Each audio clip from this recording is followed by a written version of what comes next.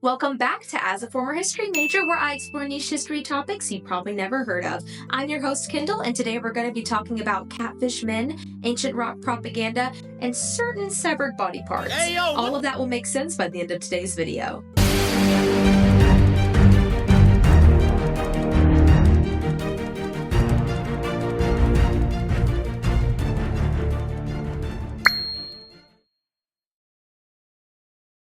If you know a thing or two about the ancient Egypt that we know today, you know that it's really, really old, like 5,000 years old. But Egypt itself is even older than that. Think of it kind of like ancient Mesopotamia, which wasn't just one singular entity or united country, but actually made up of many smaller city-states with similar cultures, beliefs, and inventions. In Upper Egypt, there were city-states like Thynias, Abydos, Thebes, and Nekhen. Meanwhile, Lower Egypt was comprised of provinces called nomes. Egypt was generally divided into Upper and Lower Egypt, Upper Egypt in the south and Lower Egypt in the north. The terms Upper and Lower refer to the flow of the Nile River. Upper Egypt is upstream, while Lower Egypt is downstream. The white crown, known as the Hedjet, symbolized Upper Egypt, and the red crown, called the Deshret, represented Lower Egypt. These were combined into the double crown, or Shent, symbolizing the unification of the two regions.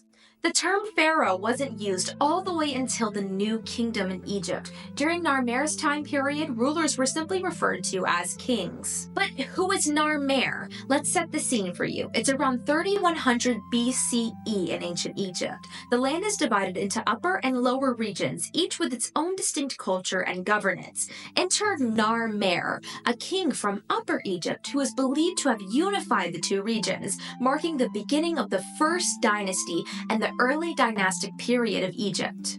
But how do we know this? The Narmer Palette. Discovered in 1897 to 1898 by British archaeologists James Quabbell and Frederick Green at the far south temple complex of Nekhen, otherwise known as the Falcon City, Hierakonpolis. The Narmer Palette is a 2 feet tall, shield-shaped palette carved from a single piece of gray-green siltstone.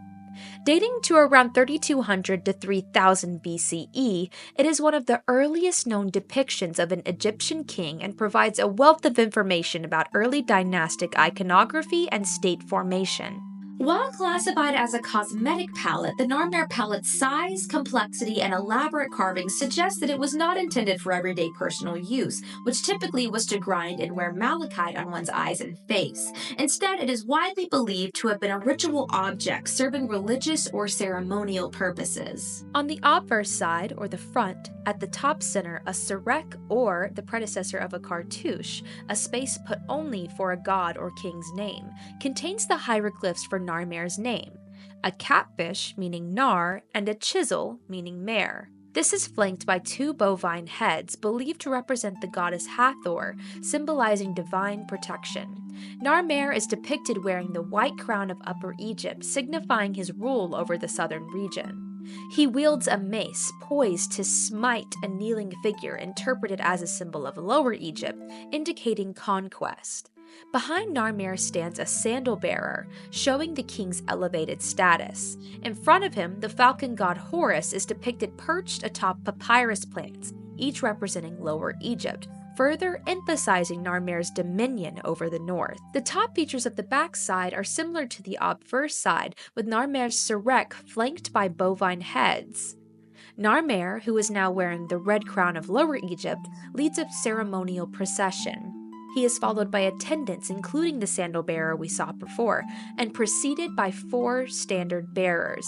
Below them, 10 decapitated enemies are depicted. If you look closely at their heads, you'll see that it's not only just their heads that were cut off. Those male body parts were cut off whenever you were counting the dead. That way you could count the body parts to see how many were slain in battle, which was a very traditional way of counting the dead all the way up until the imperial age of Egypt. 2 serpopods, which were Mesopotamian mythical creatures with long intertwining necks, are depicted being restrained by handlers, perhaps representing the unification of Lower and Upper Egypt. A powerful bull symbolizing the king's strength is shown trampling a fallen enemy and attacking a walled city at the same time.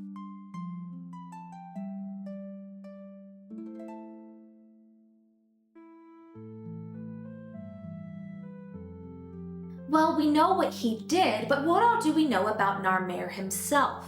Other Egyptian records assign a different name to the first king, Menes, a different designation for the same man. Menes means he who endures. Every king had at least two names. Tradition credits Menes/Narmer as establishing Memphis as the capital of Egypt. He came to the throne around 2950 BCE, the first king of the first dynasty. Menes is traditionally from a 4th millennium BCE political center called Thynais, which we mentioned earlier. The Narmer Palette and the story of Narmer set the standard for Egypt's state for thousands of years to come. Egypt came to be known as the two lands united under one godly king, and Narmer was the one who set that up from the very beginning. That's all for this episode of As a Former History Major. Remember, if I got anything wrong, it's not my fault. It's because I got it from these sources. And after all, I'm just a former history major.